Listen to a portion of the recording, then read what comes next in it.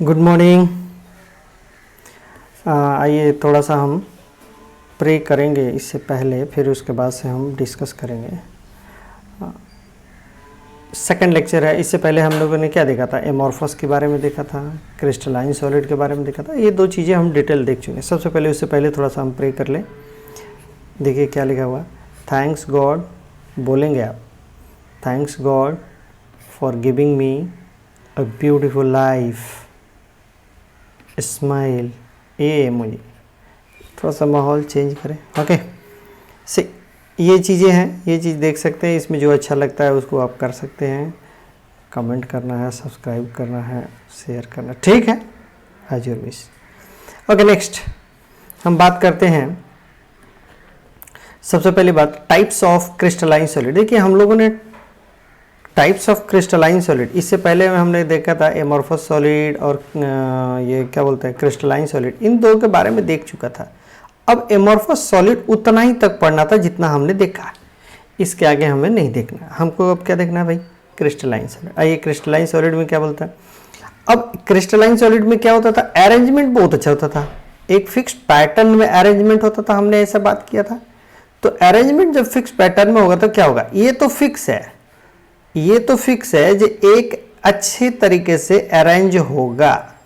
लेकिन मैंने इसमें दो अरेंजमेंट बताया था। एक देखिए ये वाला अरेंजमेंट, एक ऐसा ऐसे अरेंजमेंट था और एक अरेंजमेंट ऐसे था, दो के बीच में। ये दो के बीच में स्पेस नहीं होगा, ये दो के बीच में मीन्स व्हाट?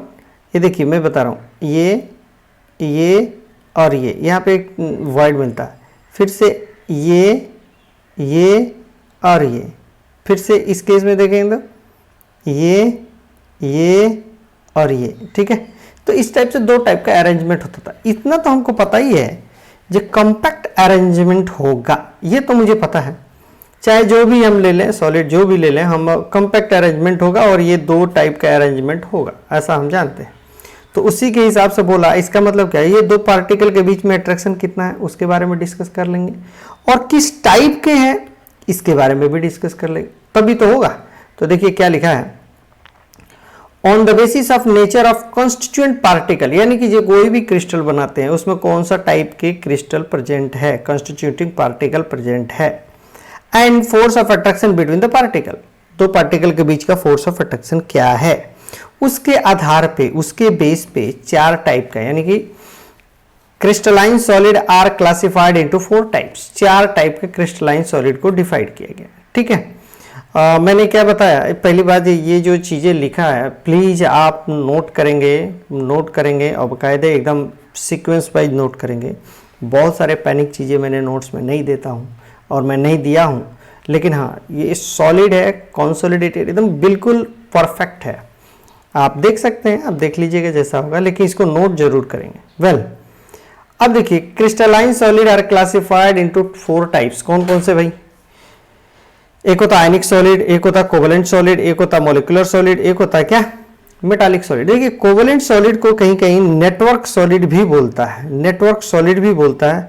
मॉलिक्यूलर सॉलिड में H2O हो सकता है, HCl हो सकता है, Cl2 हो सकता है। तो अब देखिए तीनों टाइप में क्या हो सकता है। इसमें ये जो होता है, इसमें हाइड्रोजन अगर H2O के ऐसे बनता है, ऐसे बनता है, तो ये हाइड्रोजन बॉन्डिंग बना सकता है। H2O में हाइड्रोजन बॉन्ड बनता है।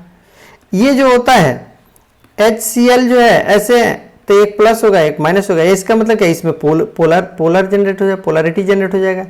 और ये Cl और ये Cl है, these are the non polar. इसका मतलब क्या हुआ? मोलिक्यूलर सॉलिड में 3 टाइप के आपको कहीं कहीं बुक्स में देते हैं। अब आपको बुक्स में मिलेगा, क्या मिलेगा?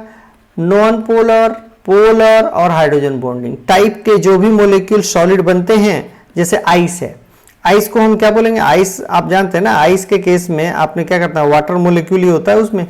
अब ये आइस एक सॉलिड फॉर्म में, ये सॉलिड में तो कौन सा सॉलिड का? आयनिक, कोवलेंट, मोलिक्यूलर, या आपको क्या बोलेंगे? मेटालिक, क्या बोलेंगे आप? तो यहाँ पे आपको बताना पड़ेगा क्या? मोलिक्यूलर सॉलिड, ठीक है, ठीक है। उसी तरीके से एक होता है मेटालिक सॉलिड, मेटालिक सॉलिड भाई। तो इसके बारे में हम चारों के बारे में इंडिविजुअली अलग से हम अभी तुरंत हम डिटेल में देखने वाले, ठीक है। नेक्स्ट बात करते हैं नेक्स्ट बात करते हैं क्रिस्टलाइन सॉलिड। देखिए क्रिस्टलाइन सॉलिड के लिए ये एक आपको बताया गया, दिखाया हूं मैं, चार्ट, फ्लो चार्ट कह सकते हैं आप ध्यान रखने के लिए। ये मोलिकुलर सॉलिड अभी आपने पीछे में देखा, ये क्रिस्टल लिख दिया। क्रिस्टलाइन सॉलिड के लिए मोलिकुलर सॉलिड या मोलिकुलर क्रिस्टल भी कर सकते हैं, कोई दिक्कत नहीं। तो मोलिकुलर क्रिस्टल, आयनिक क्रिस्टल, नेटवर्क क्रिस्टल, और इसी नेटवर्क क्रिस्टल को हम बोलते हैं कोवलेंट सॉलिड या कोवलेंट क्रिस्टल, कोई भी दिक्कत नहीं है। कोवलेंट क्रिस्टल भी बोलते हैं और मेटालिक क्रिस्टल, ठीक है।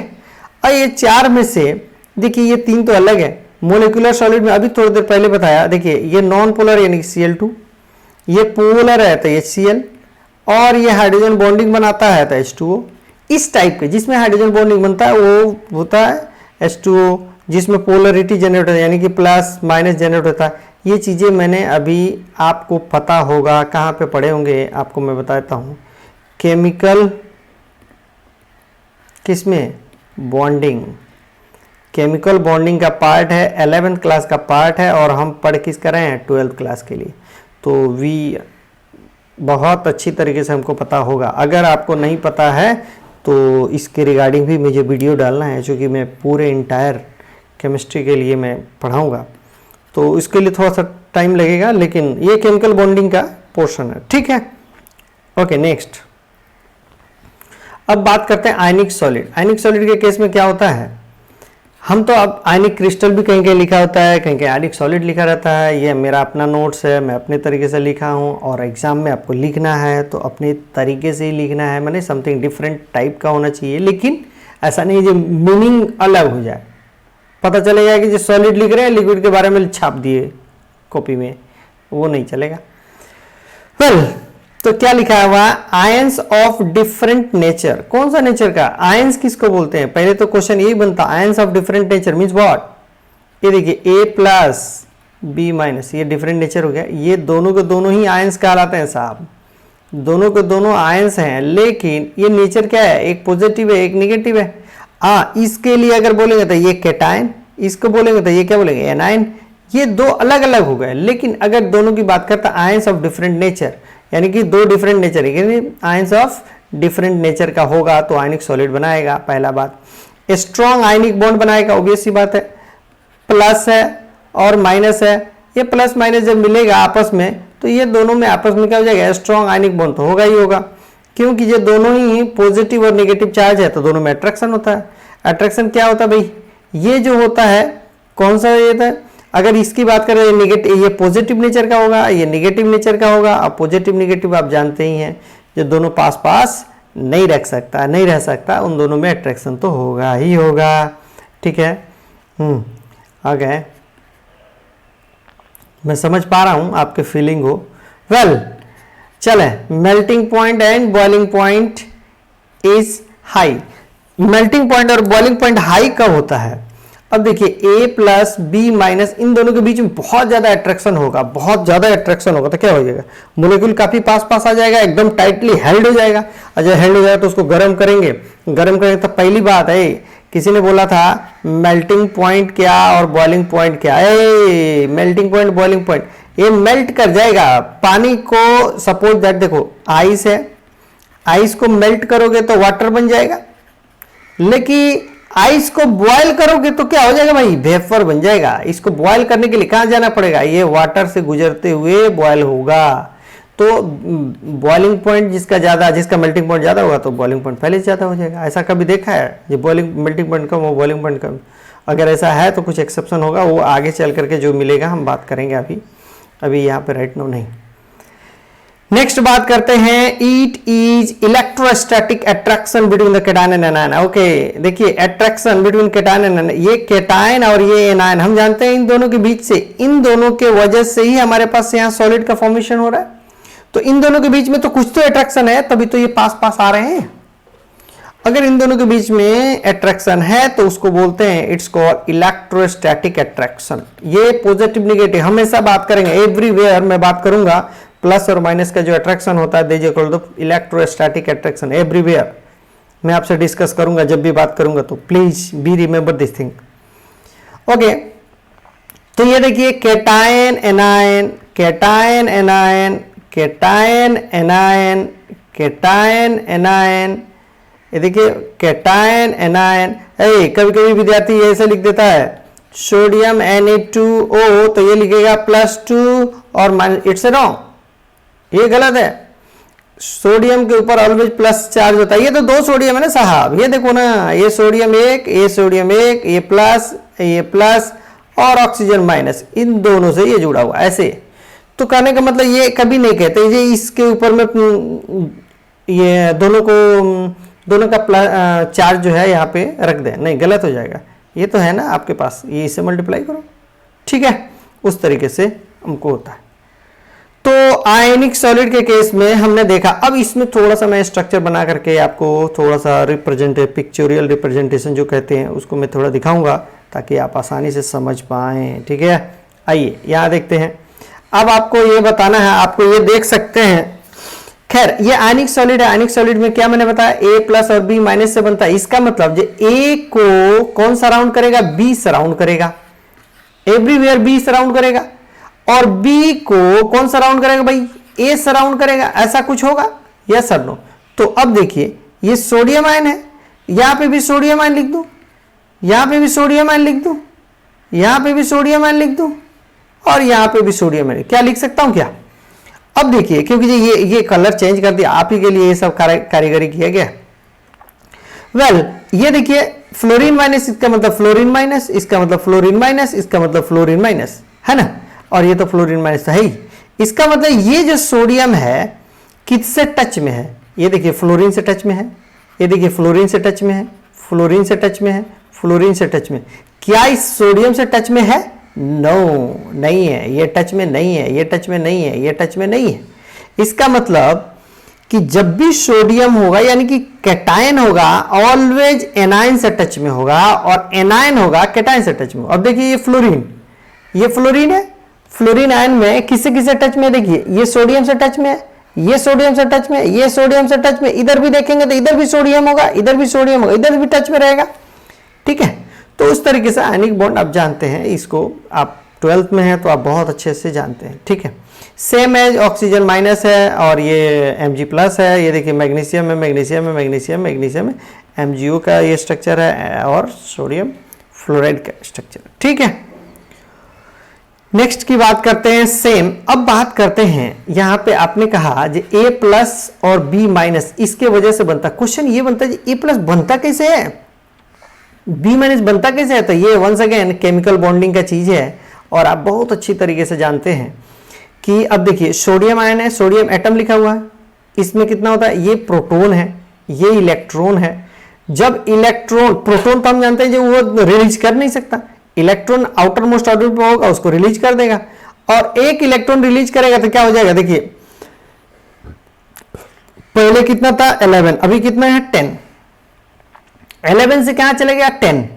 और देखिए जो ये इलेक्ट्रॉन यहां पे जो गया वो क्लोरीन माइनस, ये देखिए क्लोरीन एटम है, दिया था क्लोरीन एटम, इसके पास 17 इलेक्ट्रॉन है, 17, ये क्या करेगा, इसको पकड़ लेगा तो ये क्या बने 18 इलेक्ट्रॉन। इसका मतलब क्या हुआ, जो हमारे पास क्या समझ में आया, सोडियम प्लस मिला इससे और क्लोरीन माइनस मिला इससे, ये दोनों आपस में मिल करके और ऐसा क्रिस्टल बनाए हैं। अब क्वेश्चन ये बनता है जी सर ये दिया क्यों और ये लिया क्यों। देने लेने वाला बात जहां तक बात है तो आपको पता है ना, मोर इलेक्ट्रोपॉजिटिव है तो ये दे देगा इलेक्ट्रॉन अपना, क्योंकि ऑक्टेट इसको कंप्लीट करना है। आउटर मोस्ट ऑर्बिट में इसके लिए 2,8,1 होता ना, तो एक इलेक्ट्रॉन दे देगा तो ऑक्टेट कंप्लीट हो जाएगा। अब देखिए क्लोरीन के केस में क्या बात करते हैं, 2,8,7 है, एक इलेक्ट्रॉन ले लेगा तो क्या हो जाएगा, इसके लिए फाइनल रिजल्ट क्या हो जाएगा 2,8,8 हो जाएगा, ठीक है। तो ऑक्टेट आउटर मोस्ट ऑर्बिट के ऑक्टेट कंप्लीट, ठीक है। ये बहुत आसान है, आप समझते हैं चीज़ों को, नहीं समझते हैं तो थोड़ा सा आप मेरे साथ जुड़े रहेंगे तो मैं आपको इन तक लेकर के जाऊंगा। मेरा यही है कि मैं आपको बॉटम से पढ़ाऊंगा और टॉप तक जाऊंगा, और एडवांस के लिए भी अगर कोई देखते हो तो उसके लिए कुछ सोचने की बात नहीं है, नीट तो खैर है ही है। और बेसिकली मैं पढ़ाता ही हूँ इन दोनों चीज़ों के लिए, और खैर बाकी चीज़ें बातें हम धीरे धीरे करते रहेंगे, लेकिन आप थोड़ा सा ध्यान रखेंगे तो बहुत ईजी वे में है। आपसे एक मेरी रिक्वेस्ट है कि आप बहुत सारे वीडियो चैनल को, बहुत सारे चैनल को न देखें। आप किस लिए न देखें? अगर आपको केमिस्ट्री, मेरा केमिस्ट्री अच्छा लगता है, मैं आपसे बता रहा हूँ 7 डेज मैंने आपको प्रॉमिस किया, 7 डेज आप मुझसे पढ़िए। अगर आपको अच्छा लगता है तो पढ़िएगा, नहीं अच्छा लगता तो मत पढ़िएगा, ठीक है? क्योंकि जो आपको कैरियर के लिए चूज करना है तो 7 डेज हम दे सकते हैं, टाइम 7 डेज दे सकते हैं। दूसरी बात, कभी भी 2 चैनल 3 चैनल को न करें, क्योंकि जो उसमें आपका टाइम वेस्ट हो जाएगा और मुझे रिसर्च नहीं करना है। मुझे क्या नहीं करना है भाई? मुझे रिसर्च नहीं करना है। रिसर्च करने के लिए मुझे IIT में जाना ही होगा, मुझे एम्स जैसे जगहों पे जाना ही होगा। अगर वहाँ जाएंगे तो रिसर्च करेंगे तो कामयाब होंगे, अन्यथा रिसर्च यहीं पे हम करेंगे, हमारा टाइम वेस्ट हो जाएगा। सो प्लीज़, आपको रिसर्च नहीं करना है किसी भी कीमत पे, किसी भी चीज़ों के लिए रिसर्च नहीं चलेगा। आपको जो चीज़ें पढ़ना है वही चीज़ें पढ़ना है, ताकि जी मुझे IIT में और एम्स में, एम्स जैसे हुआ या मौलाना आज़ाद हुआ या सफदरजंग, मतलब बड़े बड़े इंस्टीट्यूट जो भी है, even also lady Hardy college है, किंग जॉर्ज है, और क्या क्या मैं बोलूँ, बहुत सारी है। मैं भी इसी फील्ड का हूँ, मैं इंजीनियरिंग किया, लेकिन और भी डिटेल में बताऊँगा कैसे कैसे क्या है मेरे लाइफ के लिए। ऑलरेडी मैं मणिपाल में चला गया था मेडिकल के लिए, मणिपाल यूनिवर्सिटी माहे, तो उसमें गया, मैं पढ़ाई वढ़ाई किया, और फिर से हुआ सिचुएशन मैं बताऊंगा। वो मेडिकल के लिए मैं गया था और वहाँ पे मैं पढ़ाई किया कुछ दिन, उसके बाद से क्विट किया। तो खैर ये सब बातें चलते रहेंगे, ढेर सारी बातें हैं, तो उसके लिए कभी मैं फ्री होकर के आऊँगा वीडियो लेकर के और अपने बारे में बताऊँगा। थोड़ा बहुत वहाँ पे भी होगा, थोड़ा सा आपको चीज़ें जानने से ये होता है कि ये मोटिवेशन मिलता है, इनकरेजमेंट मिलता है, जो थोड़ा सा मुझे कुछ करना चाहिए, ऐसा होता है, ऐसा है, ऐसा है, दिस दैट। वेल, तो आयनिक के बारे में समझ गए। अब बात करते हैं कोवेलेंट सॉलिड। इसी कोवेलेंट सॉलिड को हम लोग क्या बोलते हैं साहब? Network solid. आप या नेटवर्क सॉलिड कह सकते हैं, नेटवर्क क्रिस्टल कह सकते हैं, कुछ भी कह सकते हैं। अब देखिए क्या होता है, एटम्स ऑफ सेम और डिफरेंट एलिमेंट। जैसे कि डिफरेंट एलिमेंट में बात करें तो क्या बात करें? सपोज कार्बन की बात करें, सपोज कार्बन की बात करें, सपोज ब्रोमीन की बात करें, BF3 की बात कर ले, या HCl की बात करें, कुछ भी करें, या CH4 की बात करें, कुछ भी कर ले, या फिर यूं कह लें ये CH4 है, या यूं कह लें I2 कह लें, ठीक है। अब आप सब कुछ देख रहे हैं, इसमें कार्बन है, हाइड्रोजन हाइड्रोजन हाइड्रोजन हाइड्रोजन, ये hydrogen hydrogen hydrogen hydrogen, 2 different element हो गए, ये 2 डिफरेंट एलिमेंट, ये 2 डिफरेंट एलिमेंट, ये दोनों सेम एलिमेंट। ये भी तो हो सकता है, ये कार्बन भी हो सकता है, ये भी कार्बन हो सकता है, ये भी कार्बन हो सकता है, ये भी कार्बन हो सकता है, ये भी कार्बन हो सकता है। हमको इससे कोई मतलब नहीं है, क्योंकि कार्बन जो होता है 4 बॉन्ड बनाता है, और कार्बन कभी ऐसा नहीं होता जो सेम बॉन्ड नहीं बनाता। देखिए CH3 CH2 CH2 CH3, ऐसा जानते हैं ना आप। तो कार्बन कार्बन कार्बन का तो ये चेन तो बनता ही है, कैटेनेशन प्रॉपर्टी हम बात करेंगे ऑर्गेनिक जब पढ़ेंगे, तो इस केस में हमारे पास जानते हैं कैटेनेशन प्रॉपर्टी होता है। तो मेरे ओवरऑल बात करने का ये था, जे एटम्स ऑफ सेम और डिफरेंट एलिमेंट, 2 सेम भी एलिमेंट हो सकता है, डिफरेंट हो सकता है, उससे कोवेलेंट बॉन्ड बनता है। कोवेलेंट बॉन्ड इसमें प्रेजेंट होना चाहिए, डिफरेंट और सेम एलिमेंट होना चाहिए पहला केस, और उसमें कोवेलेंट बॉन्ड ही बनना चाहिए। जैसे कि अगर आप ले लिया है NaCl और आप ये कह दें जे Na और Cl है, इट्स रॉन्ग, ऐसे नहीं होता। Na और कोवेलेंट बॉन्ड बना दिया ऐसे नहीं, ये गलत है, ऐसा नहीं होता है, ठीक है। क्यों? क्योंकि ये these are more electropositive, these are more electronegative, ये इलेक्ट्रॉन इसको ले लेगा, इसका इलेक्ट्रॉन ये ले लेगा, ये लेने के बाद से इसके ऊपर नेगेटिव, इसके ऊपर पॉजिटिव हो जाएगा। खैर, अब देखिए ये कोवेलेंट बॉन्ड होना चाहिए। अब कहता है कैन कंडक्ट इलेक्ट्रिसिटी। मैंने कहा इसमें लिखा है कैन कंडक्ट इलेक्ट्रिसिटी, इलेक्ट्रिसिटी को क्या कंडक्ट कर सकता है? तो जरूर कर सकता है, यस। क्यों यस कर सकता है? क्योंकि अब क्वेश्चन ये बनता है, जिस सर ये कोवेलेंट बॉन्ड है, कोवेलेंट बॉन्ड में तो मोबिलिटी नहीं होती है, तो नहीं होती है, बात सही है। अब देखिए HCl है, HCl में कोवेलेंट बॉन्ड है, इसमें पार्शियल पॉजिटिव होता है, इसमें पार्शियल नेगेटिव होता है, ये ऐसे पोलैरिटी जनरेट कर देता है।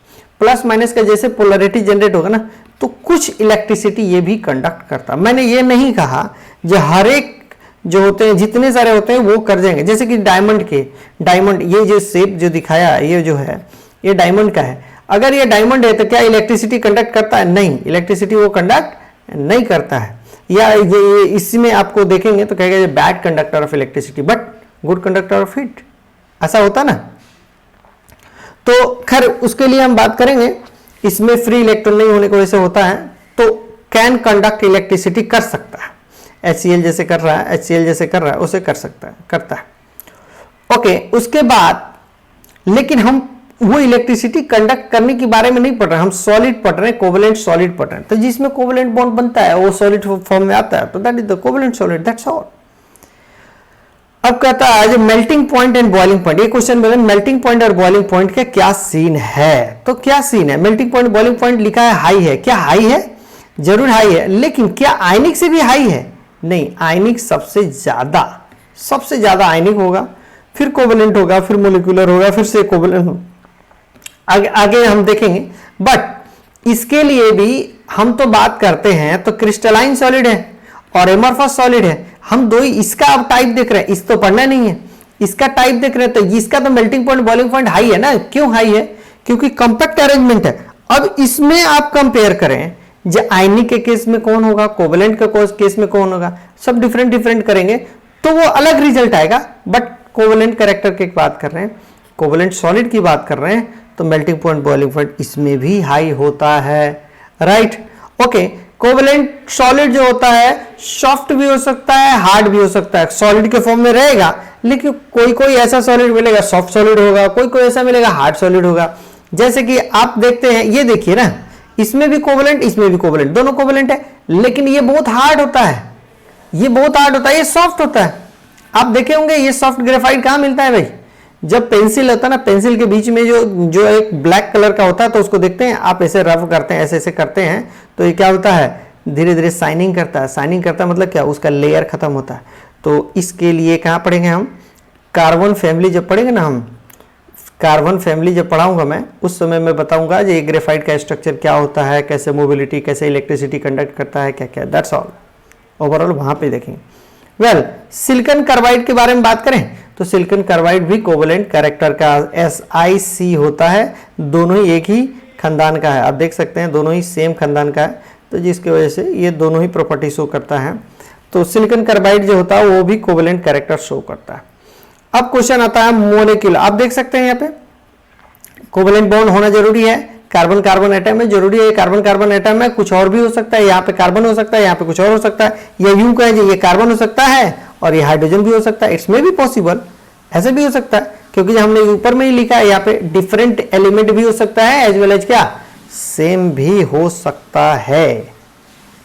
नेक्स्ट बात करते हैं मोलिकुलर सॉलिड के बारे में। तो मोलिकुलर सॉलिड के बारे में हमने थोड़ी देर पहले भी बताया, जो मोलिकुलर सॉलिड भी क्या क्या होता है साहब, एक होता है नॉन पोलर, एक होता है पोलर, एक होता है हाइड्रोजन बॉन्डिंग। इसका मतलब ये तीन टाइप के मोलिकुलर सॉलिड में होता है। तो देखिए नॉन पोलर जब होगा तो उसमें क्या सेम एटम हो गए, क्या लिखा हुआ है एटम्स ऑफ सेम और डिफरेंट एलिमेंट, ये बात सही है, क्योंकि नॉन पोलर होता है HCl है, तो ये दो डिफरेंट एलिमेंट हो गया ना, तो ये एक मोलिक्यूल हो गया, एक मोलिक्यूल यहाँ हुआ, तो उसके बीच में जो सॉलिड बनेगा उसको हम क्या बोलते हैं, दैट इज द सॉरी ये नॉन पोलर नहीं है ना, HCl is the polar molecule हो जाएगा। तो दो डिफरेंट, यानी कि दो डिफरेंट एलिमेंट होगा, उसके वजह से जो सॉलिड बनेगा उसको मोलिकुलर सॉलिड भी हो सकता है, कोवेलेंट सॉलिड भी हो सकता है। देखना पड़ता है जी क्या चीजें दे रहा है, कैसे दे रहा है, वंडर वाल फोर्स। ओके, अब देखिए जब दो मोलिकुलर सॉलिड हमेशा बनता क्या है जी, इसको एक मोलिक्यूल की तरह ट्रीट करें, इसको एक अलग मोलिक्यूल की तरह ट्रीट करें। इससे पहले हमने क्या पढ़ा था, ये देखिए कोवेलेंट कैरेक्टर, ये इतने लंबे चेन होते हैं, जांट लाइक स्ट्रक्चर, जांट लाइक बोले तो काफी कॉम्प्लिकेटेड बड़ा बिग स्ट्रक्चर होता है, उसको बोलते हैं कोवेलेंट सॉलिड। ठीक है, ये मोलिकुलर सॉलिड होता है, ये मोलिक्यूल एक और ये मोलिकुलर, इन दोनों के बीच में एक वंडर वाल फोर्स ऑफ अट्रैक्शन हो जाए। तो इस तरीके से होते हैं, होते होते होते होते क्या हो जाएगा कि ये सॉलिड के फॉर्म में चला जाएगा। तो क्या लिखा मैंने, सेकंड पॉइंट लिखा वंडर वाल फोर्स लगता है, दो मॉलिक्यूल के बीच में वंडर वाल फोर्स लगेगा। तीसरा क्या बोला, हाइड्रोजन बॉन्डिंग होगा, तो हाइड्रोजन बॉन्डिंग जब जिसमें होता है उसके लिए भी क्या बोलते हैं, मोलिकुलर सॉलिड के फॉर्म में होता है। जैसे कि ये अगर वाटर है, मैंने थोड़ी देर पहले भी बताया, जो वाटर जो होता है किसका एग्जाम्पल है, इट्स ए मोलिकुलर सॉलिड का एग्जाम्पल है। And then melting point and boiling point, आप जानते हैं melting point boiling point low क्यों लिखा है, थोड़ा सा हीट कर देंगे, थोड़ा सा एनर्जी मिल जाएगा, तुरंत ब्रेक हो जाएगा, क्योंकि वंडर वाल फोर्स ऑफ अट्रैक्शन है। वैसे ही है जिसको लंडन फोर्स बोलते हैं, इसमें 5 टाइप का होता है, हम बात करेंगे। जब तो ये क्या होता है, आसानी से वीक टूट जाता है। हाइड्रोजन बॉन्डिंग है, आसानी से टूट जाता है। तो जब टूट ही जाएगा भाई तो मोलिकुलर सॉलिड क्या हो जाएगा, मेल्टिंग पॉइंट और बॉइलिंग पॉइंट क्या हो जाएगा, काफी लो हो जाएगा। अब आपसे मैं एक क्वेश्चन करता हूं, प्लीज आप कमेंट सेक्शन में जरूर लिखेंगे कि वाटर का डेंसिटी किस टेम्परेचर पे मैक्सिमम होता है। मैंने क्या पूछा, eight which temperature density of water is maximum. Comment box में आप लिखेंगे जरूर, ठीक है। अगर नहीं आता है आपको तो ये चीजें मैं बताऊंगा, क्योंकि कितने डिग्री टेम्परेचर पे आसानी से टूट जाता है आप देखिएगा, थोड़ा सा हीट देंगे टूट जाएगा। इसका मतलब क्या, सॉलिड तो फॉर्म बता रहा है लेकिन काफी आसान है। आइए बर्फ का टुकड़ा को लेकर के रोड पे रख दें, हाथ के हथेली पे रख ले, थोड़ी देर में पिघल जाएगा, मेल्ट हो जाएगा। उसको एनर्जी कहां से मिला, आपके हाथ से, आपके बॉडी से, आपके बॉडी से मिला, मेल्ट कर गया। तो ये मोलिकुलर सॉल्ट, तो low melting point and boiling point इसका काफी कम हो जाता है। ओके, उसके बाद से यहां लिखा हुआ van der Waals force of attraction is directly proportional, दी जाता है डायरेक्टली, अल्फा नहीं है, directly proportional to molecular mass. The van der Waals force of attraction is directly proportional to molecular mass. Question ये बनता है जी, ये directly proportional to molecular mass कैसे, देखो यहाँ पे F2 Cl2 Br2 और I2, ये फिर से बता रहा हूं, ये हम फिर से चले गए केमिकल बॉन्डिंग के केस में। ये गैसियस फेज में होता है, ये भी गैसियस फेज में होता है, ये लिक्विड फेज में होता है और ये सॉलिड फेज में। ऐसा कब हुआ, क्योंकि जैसे जैसे ऊपर से नीचे आते गए फ्लोरीन का साइज बढ़ते गया, फ्लोरीन का साइज से बड़ा क्लोरीन का, क्लोरीन से ब्रोमीन का, ब्रोमीन से आयोडीन का, मींस व्हाट, मोलिकुलर मास बढ़ते गया। अब देखिए ये I2 मोलिक्यूल एक यहां पड़ा है, एक I2 मोलिक्यूल एक यहां पड़ा है, इन दोनों के बीच में जो फोर्स ऑफ अट्रैक्शन है, van der Waals force of attraction, F2 एक यहां पड़ा है, एक F2 यहां पड़ा है, ये दोनों के बीच में वंडरवाल फोर्स ऑफ अट्रैक्शन यहां पे जो होगा, तो इसके लिए मोलिकुलर मास इसका ज्यादा है ना, तो जिसका मोलिकुलर मास ज्यादा होगा उसका वंडरवाल फोर्स ऑफ अट्रैक्शन ज्यादा। तो यही चीजें आपको यहाँ पे दिखाया गया है, और आप जानते भी हैं ये चीजें, तो आपको बहुत अच्छे तरीके से आता है, जे आप जानते हैं जे इसमें क्या क्या होता है, ठीक है। ओके सी, तो I2 H2 आर्गन CO2, ये एग्जाम्पल है, कहने का मतलब इसका मोलिकुलर सॉलिड का आप देख सकते हैं बहुत आसानी से। इन सब में क्या मिलता होगा, ये जितने सारे एग्जाम्पल, इसके अलावा और भी एग्जाम्पल होंगे, लेकिन इन सब में क्या क्या मिलता होगा बोलिए, तीन चीजें मिलेगा। क्या क्या मिलेगा, van der Waals force of attraction, force of attraction, दूसरा क्या मिलेगा, हाइड्रोजन बॉन्डिंग। ये दो चीज मिलेंगे, तीन चीज नहीं, दो चीज मिलेंगे।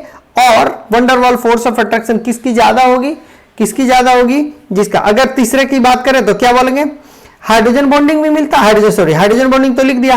और इसमें नॉन पोलर के केस में क्या होता है, और पोलर के केस में देखिए, नॉन पोलर और पोलर, फिर से बताना चाहता हूं, जो नॉन पोलर और पोलर के बीच में भी, ये देखो कोई पोलर हो सकता है, ये माइनस और ये प्लस, ये दी जाता पोलर, तो इसमें भी van der Waals force of attraction. Non polar होगा उसमें भी वंडरवाल फोर्स ऑफ अट्रैक्शन होगा, ठीक है। और हाइड्रोजन बॉन्डिंग तो आप जानते ही हैं, H2O होगा, D2O में भी हाइड्रोजन बॉन्डिंग बन सकता है। तो इस केस में यहाँ पे आप सीन देख सकते हैं, कैसे कैसे सीन है, क्या क्या सीन है, ठीक है। ओके, नेक्स्ट बात करते हैं। ये देखिए यहां पे जो मैंने बताया, ये आर्गन है। आर्गन क्या है भाई, argon is the noble gas, आप जानते हैं, और ये लिख दिया मैंने सॉलिड फॉर्म में। इसका मतलब ढेर सारा आर्गन होगा, बहुत सारे आर्गन पड़े होंगे, ढेर सारे आर्गन पड़े होंगे, आर्गन मॉलिक्यूल होंगे, लेकिन आपस में बॉन्डिंग नहीं होगा। तो बॉन्डिंग नहीं होगा तो इन दोनों के बीच में तो कुछ ना कुछ तो फोर्स ऑफ अट्रैक्शन होगा ना। फोर्स ऑफ अट्रैक्शन, कौन सा फोर्स ऑफ अट्रैक्शन होगा इसके लिए, वंडरवाल फोर्स ऑफ अट्रैक्शन। अगर वंडरवाल फोर्स ऑफ अट्रैक्शन है तभी तो पड़ा है यहाँ पे, और ये वंडरवाल फोर्स ऑफ अट्रैक्शन होने की वजह से ये क्रिस्टल बना देते हैं। देखिए ये सब के सब क्या है, आर्गन है, आर्गन का मोलिक्यूल है। अब ये आर्गन का मोलिक्यूल के पास आपस में ऐसा अट्रैक्शन होता है कि ये एक यूनिट सेल बना देता है। आपको दिखाई दे रहा है यूनिट सेल। आपका दूसरा क्वेश्चन ये है जी, ये जो यूनिट सेल है, इस यूनिट सेल का क्या नाम है। आपको दो क्वेश्चन मैंने दिया। पहली बात होता है H2O का डेंसिटी मैक्सिमम कौन सा टेम्परेचर पे होता है, this is the first question. This is the second question कि ये जो है यूनिट सेल, इसका क्या नाम है। प्लीज आप कमेंट जरूर करें, ठीक है। तो आर्गन क्रिस्टल स्ट्रक्चर इमेज जो है क्या लिखा हुआ, बॉल एंड एस्टिक स्टाइल, मतलब क्या हुआ, ये कैसे जुड़ा रहता है, ये जो येलो से जो जुड़ा है, येलो से जो जुड़ा है उसको वंडरवाल फोर्स ऑफ अट्रैक्शन के नाम से ये बताया है, और ये जो है वो आर्गन का मॉलिक्यूल को बारे में ये बॉल टाइप का शेप दिखाया। ये इधर उधर बिखरे रहते हैं, इसी को जब 3 डायमेंशनल व्यू में और बहुत सारे मॉलिक्यूल्स को जो मिला देंगे तो इस टाइप का स्ट्रक्चर दिखने को लगेगा, और ये एक क्रिस्टल बना देगा, ये कंप्लीट एक क्रिस्टल बन जाएगा। और देखिए ये कहीं ना कहीं इसके जैसा ये आर्गन का मॉलिक्यूल है, और आपको फाइनली ऐसा दिखने को मिल रहा है। समझ पा रहे हैं? तो चले नेक्स्ट। तो इस सब चीजों को, ये डायग्राम को बनाना नहीं है, इस डायग्राम को बनाना नहीं है, ये डायग्राम केवल आपको समझने और समझाने के लिए, विजुअलाइज कराने के लिए बताया हूं, ठीक है। देन बात करते हैं मेटालिक सॉलिड। अब मेटालिक सॉलिड भैया मेटल है, मेटल है, ये कैसे बनेगा, ये तो मेटल तो बनता नहीं है। अब देखिए इसको मेटल है तो मेटल का एक प्रॉपर्टी तो होता ही ना, आसानी से इलेक्ट्रॉन दे दे, ये इलेक्ट्रॉन दे देगा आसानी से, ये मेटल होगा, और ये मेटल से M+ और ये इलेक्ट्रॉन, ये तो बन सकता है ना साहब, ये बन जाएगा, बन जाएगा। अब देखिए यहाँ पे सिचुएशन क्या क्रिएट हो रहा है, एटम्स ऑफ सेम एलिमेंट। पहली बात कह रहा है एटम जो होना चाहिए सेम एलिमेंट, मेटालिक में सेम, जैसे कि आयरन अगर है तो पूरे आयरन ही होना चाहिए, ऐसा बोला है। दूसरा बोलता है उसके बीच में मेटालिक बॉन्डिंग होनी चाहिए, यही तो बॉन्डिंग की बात है। अब बात कर रहे हैं मेटल प्लस आयन और मेटल प्लस आयन, इसमें बॉन्डिंग जो बन रहा है ये बनेगा कैसे? मेटल मेटल तो बॉन्ड नहीं करता, जब नहीं करता तो ये बना कैसे? क्वेश्चन ये इधर देखिए। अब देखिए आप जानते हैं इसको मैं लिख सकता हूं M+ is the metal, M+ लिख सकता हूं, और जो इलेक्ट्रॉन दिया ये लिख सकता हूं। क्या ये दोनों आपस में एग्जिस्ट कर सकता है? कर सकता है। क्या इन दोनों के बीच में इलेक्ट्रोस्टैटिक फोर्स ऑफ अट्रैक्शन हो सकता है? अभी थोड़े देर पहले मैं आपको समझाया कि कोई भी निगेटिव चार्ज हो और पॉजिटिव चार्ज हो, इन दोनों के बीच में इलेक्ट्रोस्टैटिक फोर्स ऑफ अट्रैक्शन होता है, ऐसा बताया मैं थोड़ी देर पहले। तो यहां पे ये पॉजिटिव ये निगेटिव, ये देखिए इसका ये वाला अपना ये, और ये वाला इसको दे दिया, इस तरीके से million and trillion of molecule यहां पड़े रहते हैं। तो अब देखिए इससे क्या होता है, एक ये जो है ये इसे इसको ये बाइंड करके रखा, उसी तरीके से इसको ये जो मैंने रेड कलर से दिखा रहे हैं ये कोई बॉन्ड नहीं है, ये कोई बॉन्ड नहीं है साहब, ये इलेक्ट्रोस्टैटिक फोर्स ऑफ अट्रैक्शन है इन दोनों मॉलिक्यूल पॉजिटिव और नेगेटिव के बीच में। इसी तरीके से एक बड़े से क्रिस्टल बना देता है, बड़े तरीके के बहुत बड़ा क्रिस्टल बना देता है, जिसको हम लोग क्या बोलते हैं, मेटालिक सॉलिड, या यूं कहें जो आप बोलते हैं मेटालिक क्रिस्टल भी बोलते हैं, राइट।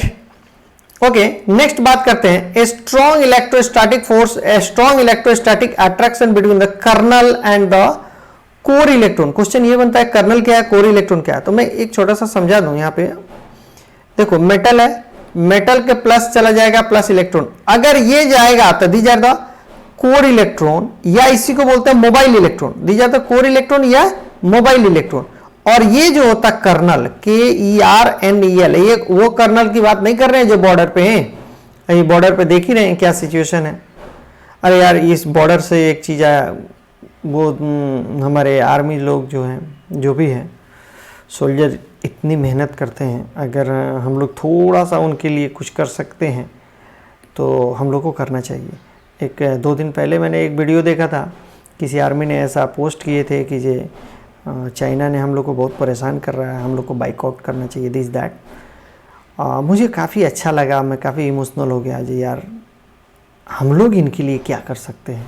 ये लोग तो अपने जान को हथेली पे रख कर के और बॉर्डर पे जा रहे हैं, और न जाने कैसे कैसे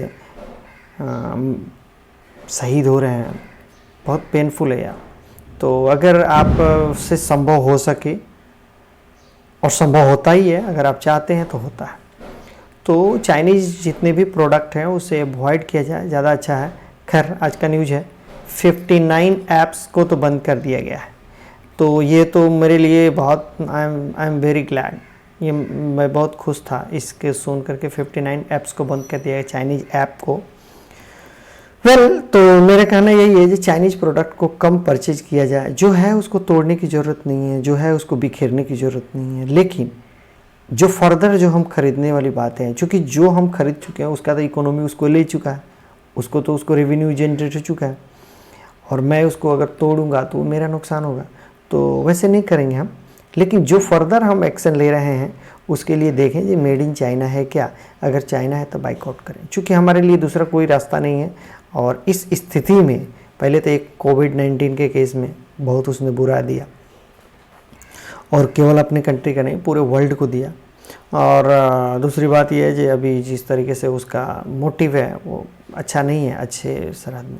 वेल तो उसको हम बाइकआउट करेंगे, और हम सब, और आपको भी अगर किसी फ्रेंड से बताना है, कुछ बातें हैं, फैमिली हैं, जैसे भी हो, आपको इस बातों को अगर पहुंचा सकते हैं बिना किसी हार्मफुल से, बिना किसी हार्म से, किसी तरह से दिक्कत ना हो। ऐसा नहीं है जो किसी को चाइना इंडिया में लड़ गए आपस में, नहीं, ऐसा नहीं है।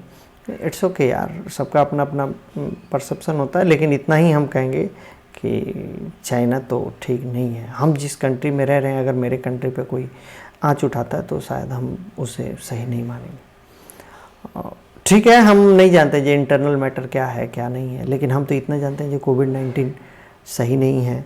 सरहद पे जो 21 जवानों को जो शहीद होना पड़ा वो सही नहीं है। तो ये सारी चीज़ों को देखते हुए तो उसके लिए भी तो मैं बाइकआउट कर सकता हूँ, तो वो इट्स नॉट इट, वो अच्छी बात नहीं है, उसको बहिष्कार होना ही चाहिए। खैर, आप भी सोचेंगे इसके लिए, लेकिन सोचना के लिए टाइम नहीं है। पता चले हम सोचते रह गए और बहुत सारी चीज़ें हो गया, तो हम लोग को स्टेप लेने की समय आ गया है, और हम बहुत कुछ नहीं कर सकते। हम घर में हैं, बहुत खुशहाल हैं, बहुत अच्छे हैं, लेकिन अगर छोटा सा एक कोई चीज़ों को परचेज कर रहे हैं, हो सकता है इंडियन जो भी होगा, शायद हो सकता है जो उतनी फिट आपके लिए नहीं हो, उतना सूटेबल ना हो, थोड़ा सा अनकम्फर्ट फील करें, लेकिन इट्स ओके, जो है वो है। आपके घर में अगर कार, छोटी सी कार है, अल्टो कार है, या फिर ये है, तो क्या उसको फेंक देते हैं, कहते हैं मर्सिडीज आएगा तभी लाएंगे? ऐसा नहीं होता ना।